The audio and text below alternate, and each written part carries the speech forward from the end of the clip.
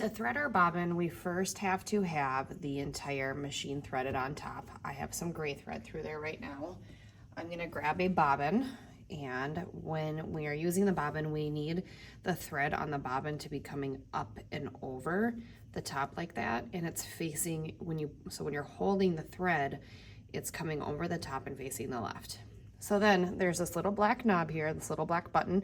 You can move that to the right and that'll pop open. There is one machine, I believe machine 14, that gets a little stuck. So we'll make sure that we can get that.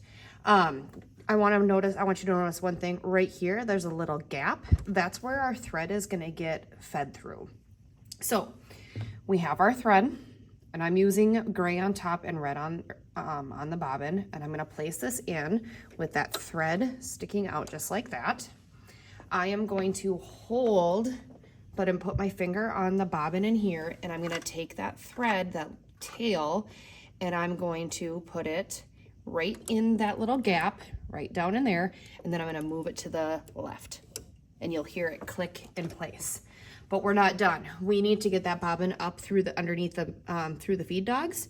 So I'm gonna take my top thread, and I'm doing this around the camera. I'm gonna take the top thread and I'm going to hold the top thread. I'm gonna use the hand wheel and I'm gonna turn it once towards me so the needle goes down and up, and you'll see that thread. Did you see that thread come over? That's the thread catching from the top.